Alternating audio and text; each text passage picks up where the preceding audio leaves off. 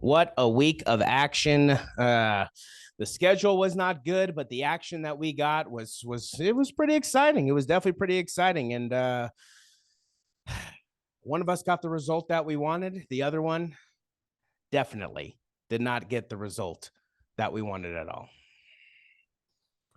It's time to talk about it. What is up, everybody? Welcome back. Welcome back to another edition of The Good, the Bad, the Ugly. You know what it is. It is time to review the action that just took place, which was NFL week number 10.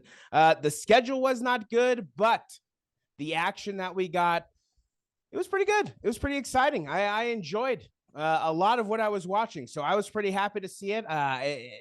Man, oh man, I think it was 5 game-winning field goals, 5 last-second game-winning field goals, the most ever on a Sunday, or one slate, I guess, of games. So it was definitely exciting, and some of those games lived up to the hype, and other games definitely did not. So without further ado, let's start the show.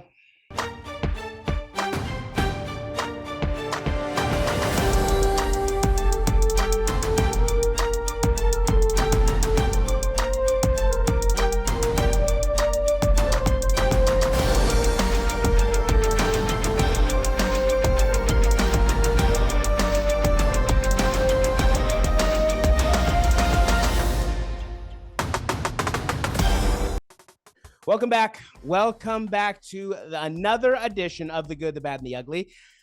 You know what it is. It is time to review the NFL action, NFL week number 10. Hi, I am Jacob Cutler, one half of the Sports Guys. And as always, joining me to break down the other half, or break down the action with me, I should say, the other half of the Sports Guys. He is none other than Mr.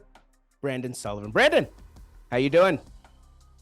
Yeah, much better week for me this week, I gotta say. I was a little concerned going into the bye week. I was uncertain of, what would happen, with kind of just the players, the coaches, just going in with a 3-game losing streak. I was really concerned about that. But obviously with the addition of Chase Young and, moving, I think that the big thing was moving. I think it's a bigger deal than people think. I had mentioned it. I don't think coaches should be in the booth. I just think it's an easy cop out. You're not held to the same, responsibility of holding your players accountable directly and being able to communicate. I mean, here's my thing. You can communicate through a microphone, but just bringing Steve Wilks to the sideline, I thought was huge. So a lot happier with the result this week, I have to say.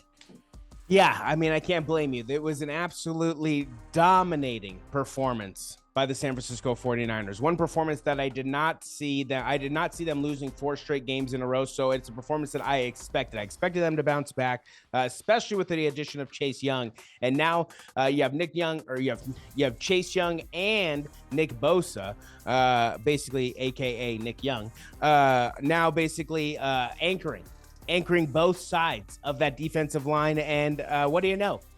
Both of them converged on a sack, and Nick Bosa was able to force a fumble. So, basically going back to the days of Ohio State, it's going to be a deadly line once Chase Young gets more integrated into it. Nick Bosa basically now has somebody who's going to take a lot of the pressure off of him. So you can kind of go back to that Aldon Smith, Justin Smith combo back there.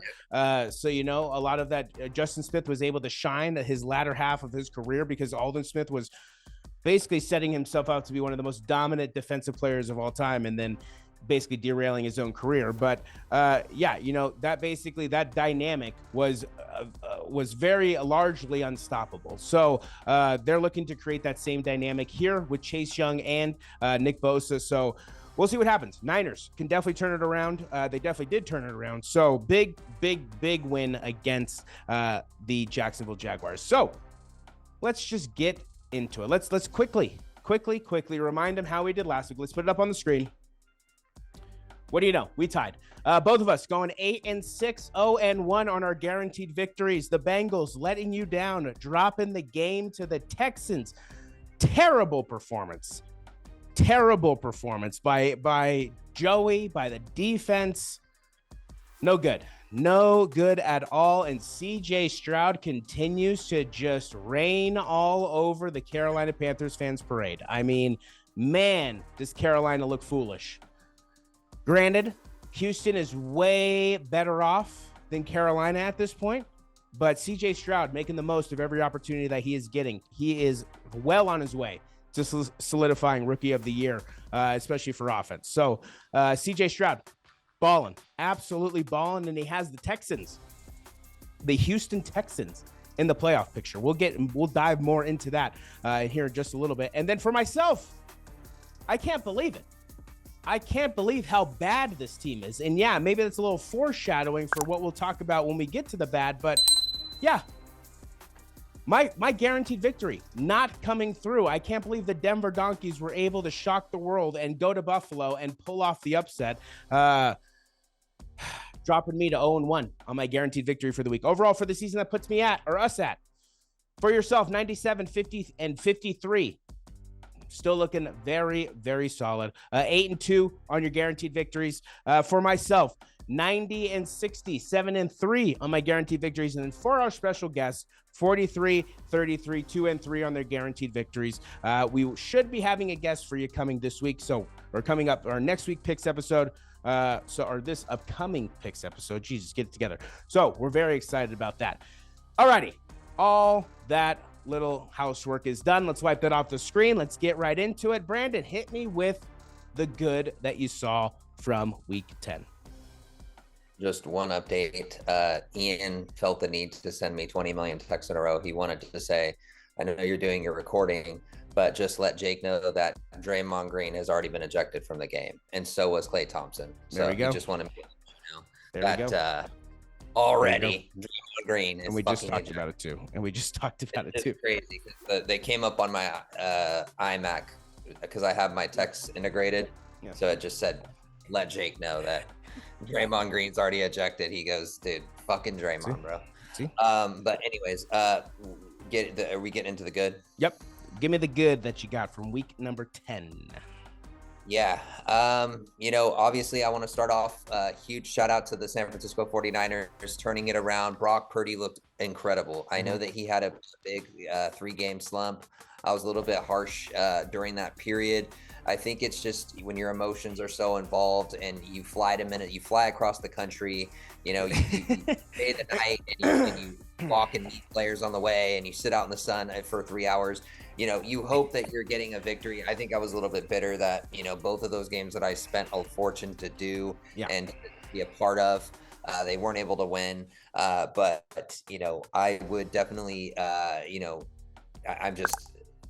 I think we both agree that they really turned things around. Yeah. And, moving Steve Wilkes to the sideline, like I had mentioned earlier in the show, was such a big just win for them because you could tell he was getting pumped up when Tarvarius Ward made a big play on the ball, when Fred Warner got an interception, when Nick Bosa got the strip sack with Chase Young, and you look at that front four, you look at Javon Hargrave, you look at Eric Armstead, you look at Chase Young and Nick Bosa. That is a nasty front. Definitely. I think it is a better front four than we are defensive line than we had when we went to the Super Bowl with DeForest Buckner. Sure.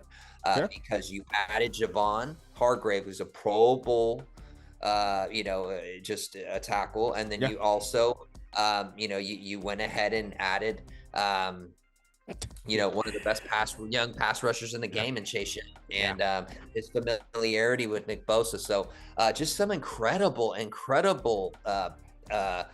defense to hold Jacksonville and Trevor Lawrence on a 5-game winning streak in their house to 3 points, both teams coming off a bye, right? And then you also, big kudos, like I said, to Brock Purdy, 296 yards, 3 touchdowns, 148.9 passer rating. Just incredible. Some of the plays he was making, I don't know if you saw the touchdown pass that he made to George Kittle, but a little pump Ayuk, and then with a defender in his face, he was able to sling that. So unfortunately, Christian McCaffrey not able to get into the end zone to beat the record, but I know they tried. They got Juszczyk involved, Brandon Ayuk was involved, but the big story of the game, obviously, bringing Deebo Samuel back. I mean, it Definitely. opens the offense so much. Deebo Samuel is one of the most critical components of this game, especially in the offense. You open up the fly sweep, you open up the screens, you see how much better that Christian McCaffrey plays when you have Deebo Samuel. So I kept saying, we don't lose when we have Deebo Samuel. So Trent Williams coming back, not 100%, but just coming out and just fighting for the team.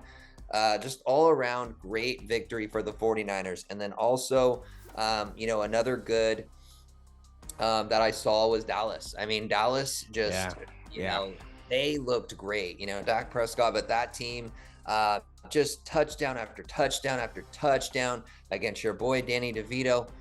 Mom still makes the bed for him. They made the bed for him as well. 7 touchdowns for Dallas. 49-17.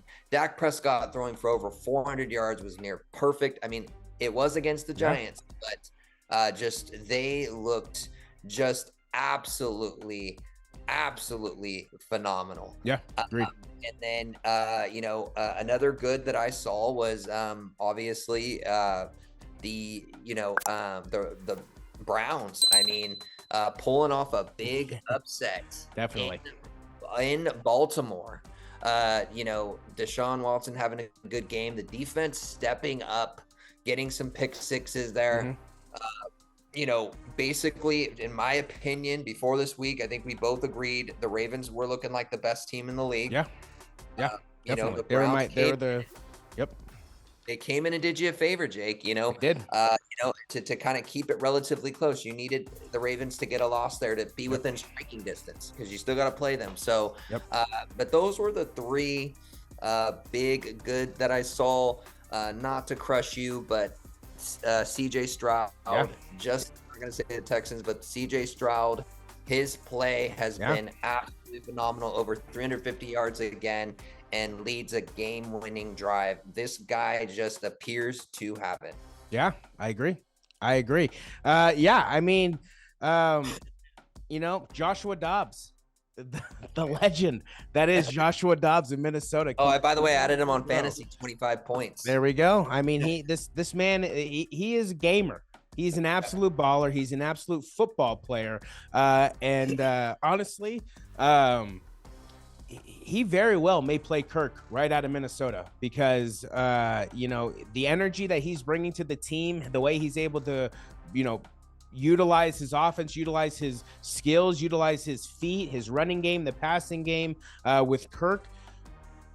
Joshua Dobbs, Kirk Cousins, I mean, they're relatively the same, but you have Joshua Dobbs who's slightly younger than Kirk Cousins. So you might just want to see how far that takes you. It's kind of like it's similar, not very the same. It's not the same, but it's very similar to Colin Kaepernick and Alex Smith. Alex Smith was definitely leading the Niners to the Niners are going to go to the Super Bowl that season, no matter who was quarterbacking that team. But that was Alex Smith's year to do something. He gets injured. He goes down for a concussion, never plays for the Niners, never plays a down for the Niners again. Mr. Colin Kaepernick comes in and basically starts boat racing everybody to the Super Bowl. So, not saying Joshua Dobbs is a Colin Kaepernick, but Joshua Dobbs definitely has what it takes to play football in the NFL, and he definitely has what it takes to be a starting quarterback in the NFL. So, once people start to get more tape on him, once these teams start to develop more tape on him, they will definitely be able to scheme against him. So it's going to be how he's able to adjust against the scheme going forward.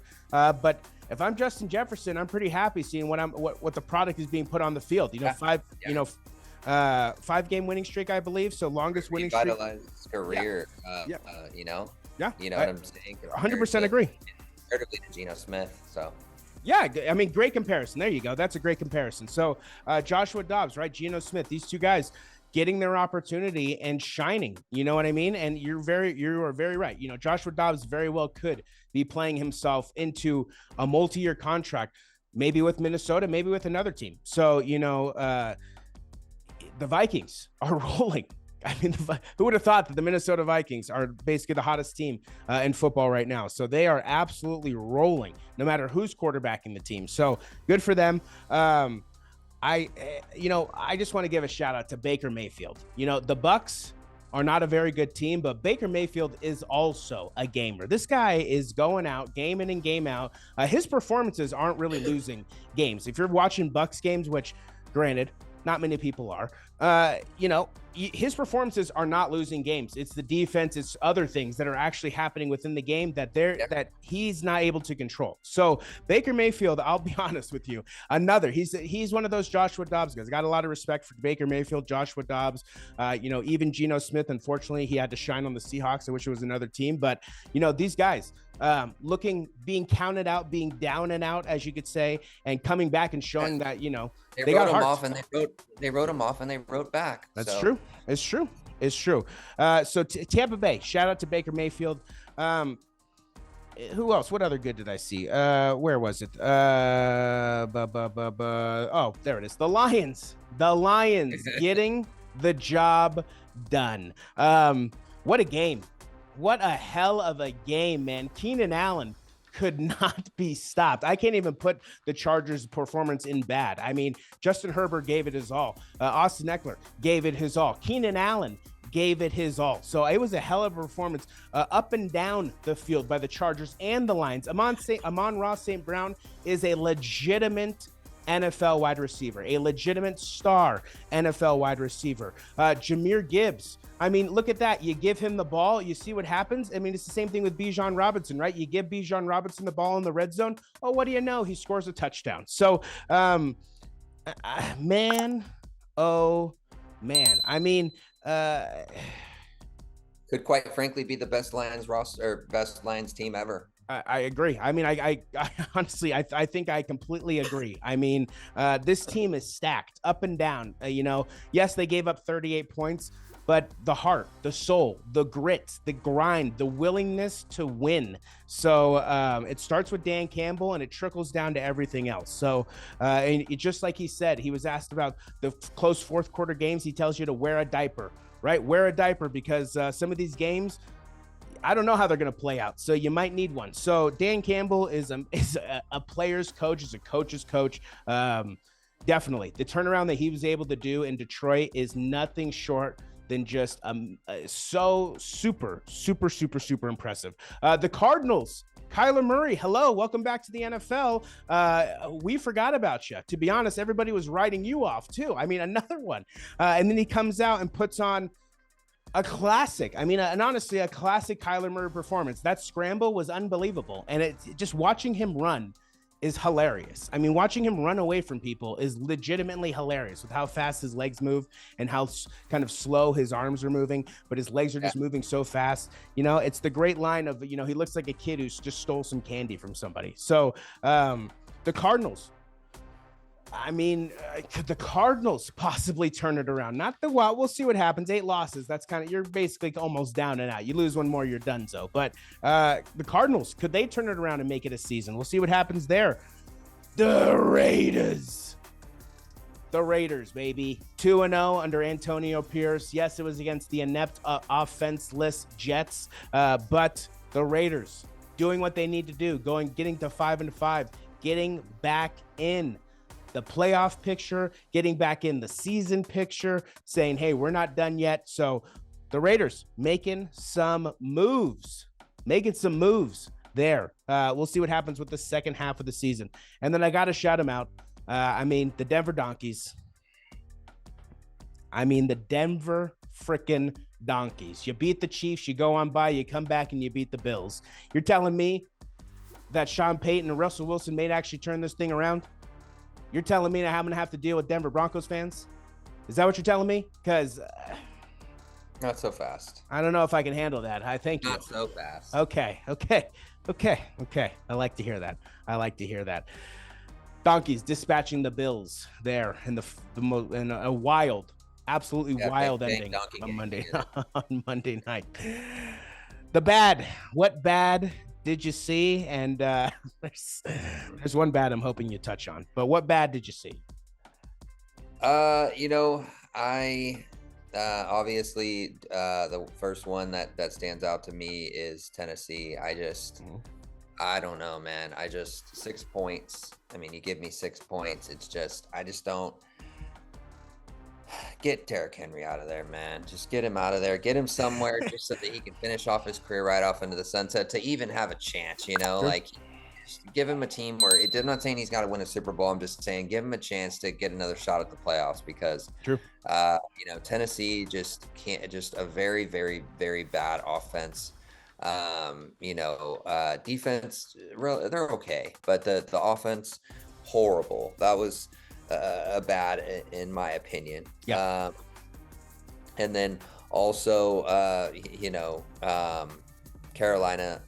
I mean, I'm not even going to categorize them as ugly anymore just because it's expected, but Carolina just looking bad. I didn't see any of the game really. I just saw the highlights and I'm just like, bad. Man, like Bryce Young, it's just the two different worlds between Bryce Young and CJ Stroud. It's just like, this is why you should never draft an Alabama quarterback. Oh, but what about Jalen Hurts? Oklahoma, he wasn't full. He wasn't full Alabama. True. I've never seen an Alabama quarterback do anything. So I'm just saying, True. Think twice before you draft obviously New England. There it is. Yeah, your boy, the Mac Attack, Jones, Mayo Mac, the guy that you probably would have traded 3 or 4 first-round picks for. You wanted the Niners to select him. Your guy, Mayonnaise Mac, one of your prodigies, one of the guys that you were looking to purchase his jersey. When we went to Boston, you wanted to swing by Gillette and see if they had any, jerseys for him. But, unfortunately, we weren't able to do that for you. So I'm sorry. It doesn't look like your guy, Mac Jones, is going to work out. So, 6 points, pathetic. So I'm going to lump that in bad/ugly. Yeah, pathetic, there we go. Gross, disgusting. I wanted to get on a flight, one-way flight, because after I was done with you, I'd be going to prison. So there wouldn't be need for a ticket back because you were sitting up at 6:30 watching that stupid game. And wipe that stupid smile off your face. 10-6. Give me a break, Jake. You sat there and watched it. I mean, I am done with you. And then Cincinnati. I'm sorry, but you got to catch a wide open touchdown pass. I mean, the receivers, I just don't get it, man. Oh my God. You guys had a chance to win that game. You guys would have been up 31-27, I believe. Mm-hmm. Because you would have had 4 more points. It would have been 30-27. Mm-hmm. I think you would have won. I don't think Houston would have drove down and scored a touchdown. I guess we'll never know, but if you have a touchdown there, a field goal is not going to cut it. So, in my opinion, I just think it's absolutely disgraceful. And then Jordan Love, bye. I just don't think you're a Green Bay Packers quarterback. I mean, you got some big shoes to fill here, buddy. You got All-Star, you got Brett Favre, you got Aaron Rodgers.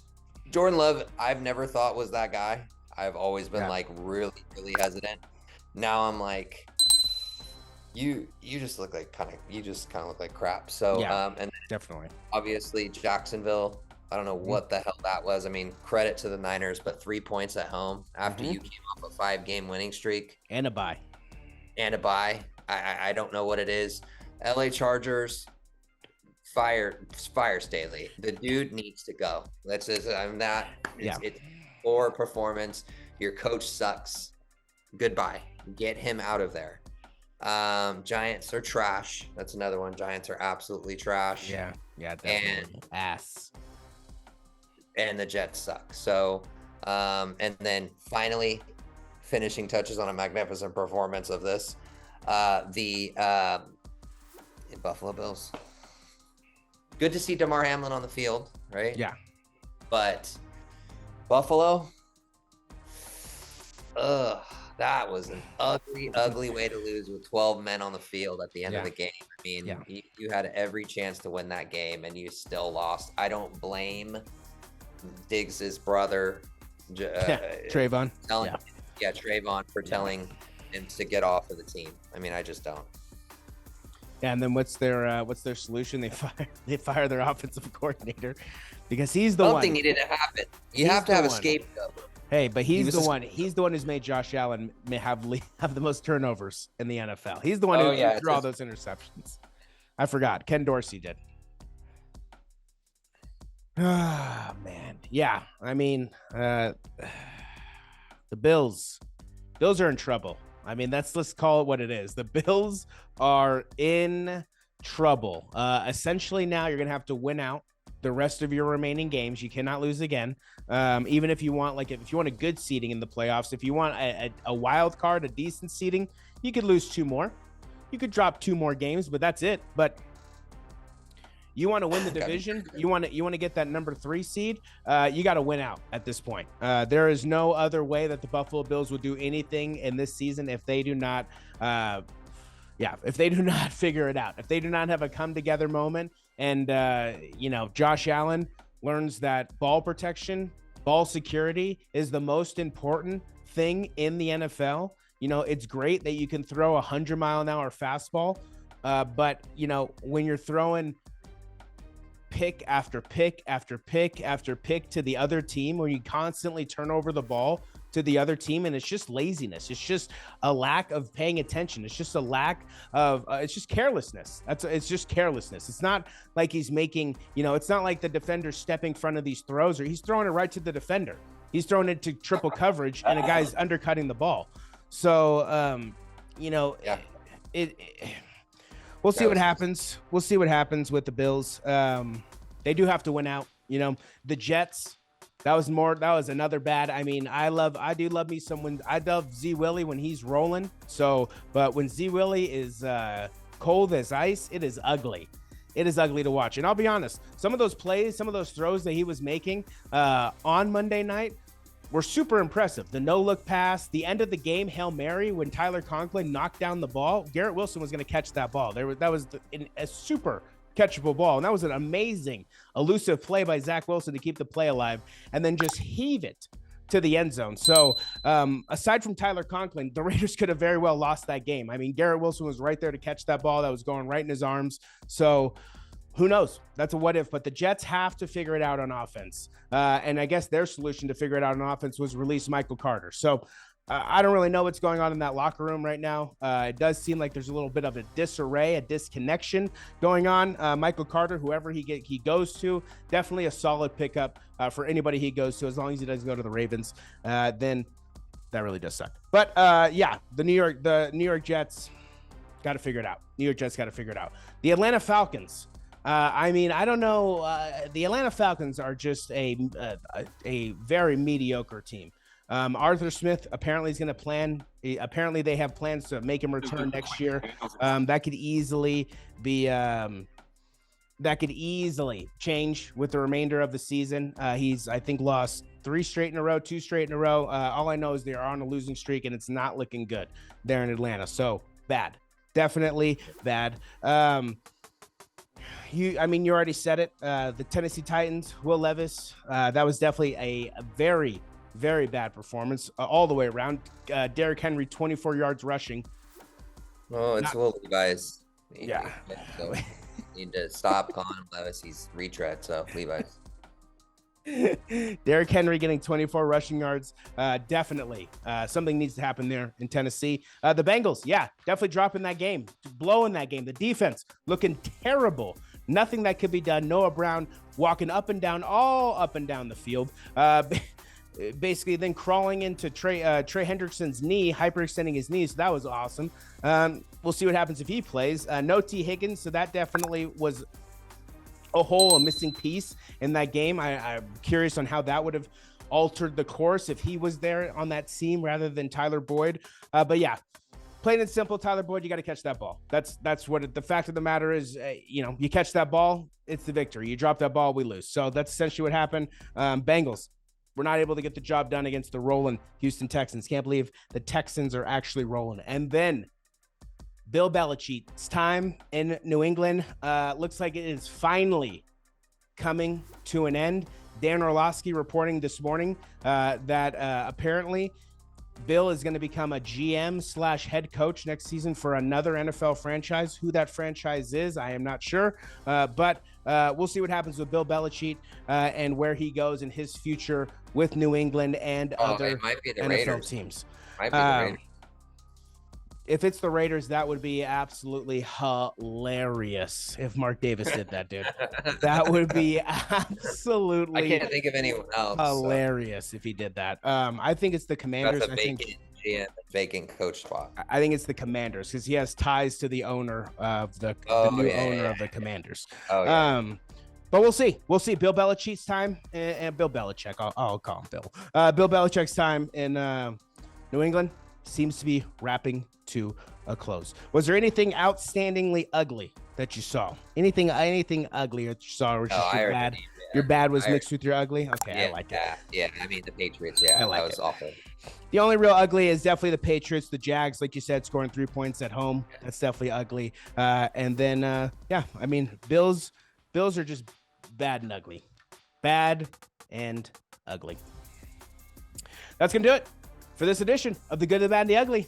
Week 10 is over. We are on to week 11. We are rolling into the second half of the season, and some teams are off to a good start. Some teams are off to not so good of a good start. So, well, for some teams, the only way is up. For other teams, man, hold the line. Hold the line. The Niners got a big game this week. The Bengals got an even bigger game this week.